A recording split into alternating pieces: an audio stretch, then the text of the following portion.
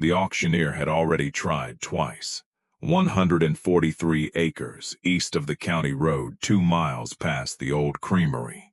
Back taxes owed, $5,725. Nobody lifted a hand. Not the cattlemen. Not the neighbor with 2 sons and a paid-off disc. Not the banker standing under the courthouse awning with his coat buttoned to the throat.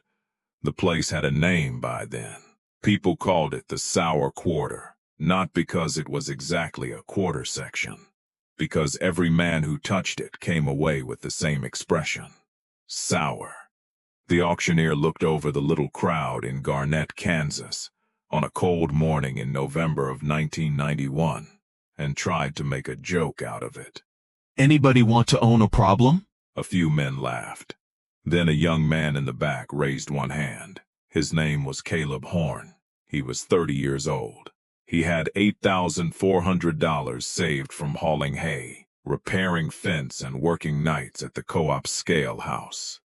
He did not own a farm. He did not come from money. And he had no business, according to almost everyone there, buying land that older men had already failed to make pay. But Caleb was not watching the crowd. He was watching a folded soil map in his coat pocket.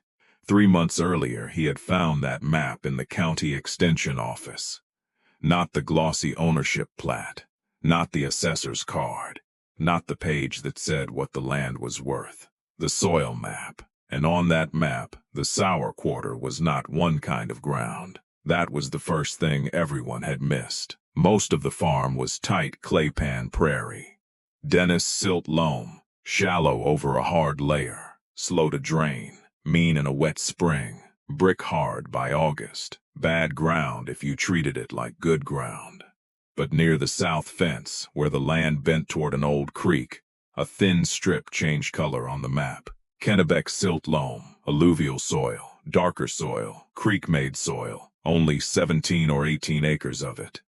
But that strip should not have been there unless water had been moving across that farm for a very long time. And water that moves the same way for a very long time leaves clues. Caleb had gone looking for those clues before he ever raised his hand. In late August, he parked at the rusted gate with a fence probe, a shovel, and a notebook. The pasture looked as bad as people said. Hedge sprouts, blackberry canes, broom's edge standing in orange clumps, a pond basin cracked open like a broken plate. From the road it looked abandoned. From the map it looked unfinished. He walked the south line for almost 2 hours. Where the map showed claypan, the ground was pale and tight. Where the map showed alluvial soil, the dirt under the grass turned darker. The weeds changed too. Buttonbush in a shallow draw. Sedges below the fence corner. A ribbon of reed canarygrass where there should have been nothing but upland pasture. Reed canarygrass does not lie.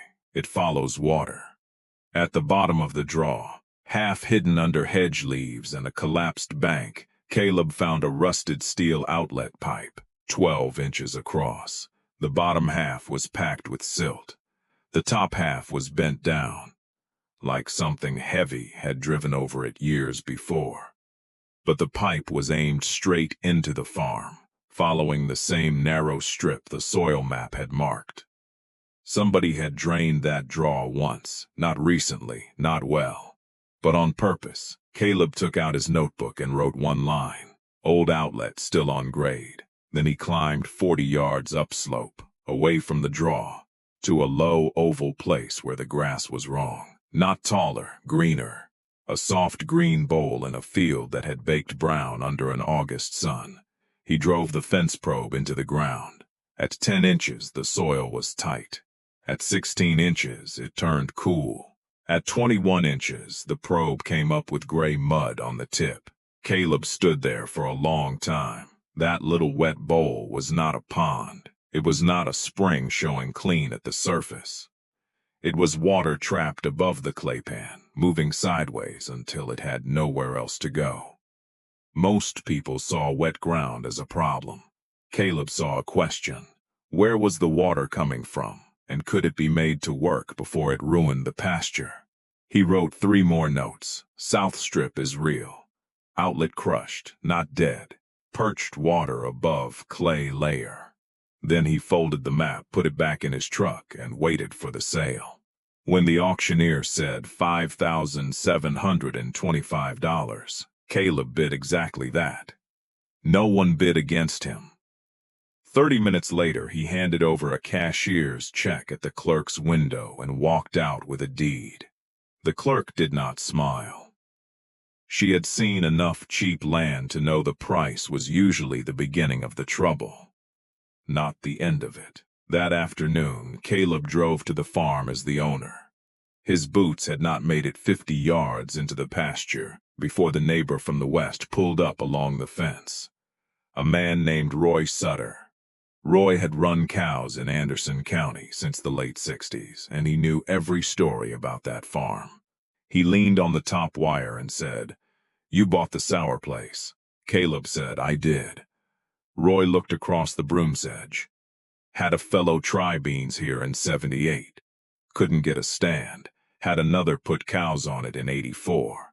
They spent all summer looking over the fence at my grass." Caleb asked, "What grew after the beans failed?" Roy frowned. "Broom's edge, dock, some ironweed down low, horse nettle everywhere." Caleb wrote the words down. Roy watched him. "You taking weed notes?" Caleb said, "I'm taking management notes." Roy laughed once, not mean exactly, but not kind either. "Son, that place has been managed by every man who went broke on it." Caleb did not answer, because the weeds were not telling him the farm was dead. They were telling him how it had been mistreated. Broomsedge liked acid soil, dock liked compaction, ironweed liked poor drainage. None of those weeds proved the land had no value. They proved nobody had fixed the thing underneath the symptom. Caleb had $2,675 left after the purchase, not enough to rebuild a farm, enough to begin proving what kind of farm it was. He made a list that winter on yellow legal paper and taped it above the kitchen sink in the rented house where he lived. First, clear hedge and blackberry. Second, open the south outlet. Third, soil test before any seed. Fourth, do not spend money on hope. That last line stayed on the paper longer than the others, because hope was expensive. Diesel was real. Lime was real. Seed was real. And a dead-looking farm could swallow all 3 without giving anything back. In January, Caleb borrowed a neighbor's old loader tractor and spent 4 Saturdays pushing hedge sprouts out of the upland pasture. He burned brush in February when the ground was frozen hard enough that the tractor would not rut the clay. Fuel cost him $180. The favor cost him 2 weekends of fence repair later that spring. In March, he dug out the old steel outlet at the south draw. The first 12 feet inside the bank had collapsed. A mat of roots, silt, and rust had plugged the opening so completely that water had been backing into the field for years. He replaced the crushed section with 12-inch plastic culvert pipe and set rock around the mouth. Cost $109. Then he followed the old grade with a tile probe. Every 15 paces he pushed down and listened with his hands. Solid, hollow, solid, soft. He found 2 more crushed places where equipment must have crossed after the ground went wet. He dug them by hand because he could not afford a backhoe. By the end of the second Saturday, the outlet was running a brown trickle into the roadside ditch. Not a stream, not a miracle, a trickle. But it was the first moving water Caleb had seen on that farm that was going where a person wanted it to go. The soil test came back in April. The report did not flatter him. Most of the upland pasture was pH 5.2, too acid for a strong fescue stand, too acid for clover, too acid for the kind of roots he needed if cattle were ever going to stay on that ground through summer. The south strip was different. pH 6.1, higher organic matter, usable phosphorus. The good ground had been sitting there the whole time, hidden under the reputation of the bad ground around it. The extension recommendation was lime. 2 tons per acre across the worst 60 acres first, then another application later if the numbers moved. At $21 a ton delivered and spread, the first pass would cost more than $2,500. Caleb did not have it. He took the soil report, the map, and the receipts from the outlet repair to a lime hauler named Arnold Beck. Arnold read the paperwork at a shop desk covered in dust, seed caps, and coffee rings. He said, "A soil report is not a payment plan." Caleb said, "No, but it tells you I'm not guessing." Arnold looked again at the map, then at the receipt for the culvert, then at Caleb's notebook. "You really walked this place before you bought it." 3 times. Arnold tapped the pH number with one thick finger. "If I spread half now, can you pay after hay season?" Caleb said, "If the south strip makes hay." Arnold looked up. "And if it doesn't?" Caleb did not dress it up. "Then I repair your spreader trucks until I do." Arnold spread the first lime in late April. Caleb seeded the upland with endophyte-free fescue, orchard grass, and red clover. On the south strip, he seeded orchard grass and alfalfa because the soil there could actually carry it. Then he waited. Waiting is the part people leave out of land stories. They talk about the purchase. They talk about the payoff. They skip the months when nothing has agreed with you yet. By July of 1992, the upland looked thin, not ruined, not empty, but thin enough that Roy Sutter slowed his truck at the fence almost every evening. The claypan was still claypan. The lime had not moved deep. The old compaction had not disappeared because Caleb had finally understood it. Understanding a farm does not heal it. It only tells you where to put the next dollar. The south strip was the only thing that looked like proof. By late July, it stood knee-high and dark, while the higher ground around it was still arguing with itself. Caleb borrowed a haybine and cut it on a Wednesday evening after his shift at the co-op. He baled 14 tons off 17 acres. Not enough to impress a big operator. Enough to change the math. He sold 11 tons to a woman near Iola who kept horses and paid $46 a ton for clean hay. $506. He put the money in an envelope marked lime. Then he kept 3 tons in the barn for the 5 stocker calves he bought that fall. Those calves were not the business yet. They were his test. He wanted to know where the animals would graze willingly, where they would avoid, where hoof traffic would help, and where the ground was still too sour to hold appetite. By October, the calves had drawn him a map better than any pencil line. They grazed the limed ridges first. They followed the repaired draw second. They stayed away from the orange broomsedge patches on the west shoulder. Caleb flagged every avoided place with blue survey tape. Then he pulled soil cores from each flag. The results were ugly. pH 5.0 to 5.3. Those patches did not need more seed. They needed the reason seed kept failing. In the spring of 1993, the second lime pass went exactly where the calves had refused to graze. That was the first decision Roy stopped laughing at. He came over while Caleb was loading soil bags into the truck. Roy said, "You're letting calves tell you where to spend lime," Caleb said. "They're cheaper than a consultant." Roy looked at the pasture. The grass was still patchy, but now the patches had a pattern. Roy could see it. That mattered. Because before a farm changes on the ground, it changes in the way a person reads it. Then came the dry summer. By mid-July, every pasture along that road had started to gray at the edges. The ponds dropped. The good farms slowed down. The bad farms gave up early. Caleb walked the sour quarter at daylight, carrying the same fence probe he had used before the auction. The upland fescue was stressed but alive. The south strip was still green. Not lush. Green. and the wet oval upslope, the little place he had not touched because he did not yet understand it, had a dark ring around the grass. He pushed the probe in. At 18 inches, wet soil. At 24, gray mud in a dry July. That was the piece he had been waiting for. He called the extension office and asked for a field visit. A week later, an agronomist named Helen Varner walked the pasture with him. She probed the wet oval, then walked north upslope, then walked back down to the draw. She said the water was perched on the claypan. It was not rising from deep underground. It was moving sideways from higher ground, hitting the restrictive layer, and bleeding out where the clay surface bent. Caleb asked, "Can it be drained?" Helen said, "Yes." Then she looked toward the middle of the pasture. But draining it into a ditch would waste it. She drew a line in his notebook.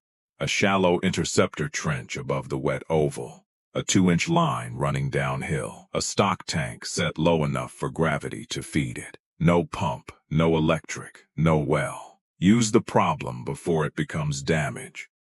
The trench cost him more than he wanted. $940 for the contractor, the pipe, the tank, and the rock. He paid part in cash and part by trading labor on a terrace job that September. For 2 days after the line went in, nothing happened. Caleb checked the tank morning and night. Dust in the bottom. A dead beetle. Nothing else. On the third morning, a bead of water hung from the pipe. Then another by evening. The tank had 4 inches in it. By the end of the week, it was taking between 700 and 900 gallons a day, depending on the weather. From a wet spot everyone had driven around, that tank changed the farm more than the hay did. Cattle do not use a pasture evenly when water is wrong. They hammer the gate. They camp on the low end. They waste the far corners. With water in the middle, Caleb could cross-fence the upland and move animals through the ground instead of letting them punish one place until it failed again. In 1994, he borrowed enough operating money to buy 22 cow-calf pairs. The lender did not approve him because he was charming. The lender approved him because Caleb arrived with records. Purchase price, $5,725. First lime pass, second lime pass. Soil pH movement from 5.2 to 5.8 on the treated acres. Hay sales from the south strip. Photographs of the green strip in July. Flow notes from the gravity tank. A folder does not make land better, but it can prove that the person holding it knows why the land got better. The loan officer ordered an appraisal. The appraiser came out in November, expecting the sour quarter the county still had on the rolls. He walked a pasture with repaired drainage, a working water system, a hay strip that had produced 2 cuttings, and fescue thick enough to hold hoof traffic without tearing out. The county assessment still treated the farm like $96 ground. The independent appraisal came back at $340 an acre. On 143 acres, that was $48,620 of appraised value, against a purchase price of $5,725. Caleb did not cash out. He did not sell to the first man who called it a turnaround. He did not borrow against the equity to look richer than he was. He bought cattle slowly. He paid Arnold Beck. He kept testing soil. He kept moving fence. The farm did not become easy. Claypan land never becomes easy. It still held water in the wrong weeks. It still turned hard when August forgot to rain. It still punished lazy timing. But it had stopped being a mystery. That was the real change. By the fall of 1995, the place people called Sour was carrying 26 pairs through a grazing season and cutting enough hay off the south strip to cover winter feed for the smallest calves. Roy Sutter came to the fence after the second cutting that year. He watched Caleb stack bales near the lane. Then he looked toward the stock tank, where cattle were standing belly deep in grass that had once been broom sedge. Roy said, "I've got a wet place on my North 40. Caleb tied off a bale and waited. Roy said, "Always figured it was just bad luck." Caleb nodded toward the probe in the truck bed. Bad luck usually has a layer under it. The next Saturday, Roy borrowed the probe. He found gray mud at 19 inches. By spring, he had a line feeding his own tank. That is how the sour quarter stopped being a joke along that road. Not because Caleb gave a speech, because the neighbor who had laughed first started copying the method. The auction had looked simple from the courthouse steps. One unwanted farm, one low bid, one young man taking a risk older men had refused. But the real story was smaller and harder. A folded soil map, a rusted outlet, a weed that told the truth, a pH number nobody had bothered to ask for. A wet oval in July that became a water source in September. Everyone at the sale had seen the same price. Only Caleb had studied what the price was failing to measure. The county saw a sour quarter. The banker saw weak collateral. The neighbors saw broom sedge, failed beans, and old mistakes. Caleb saw water moving under a hardpan layer, acid soil waiting for lime, and 17 acres of creek-made dirt hiding inside a reputation. That was the difference. Not courage, not luck. Not a miracle bid at the courthouse. Reading. The farm had never been worthless. It had been unread.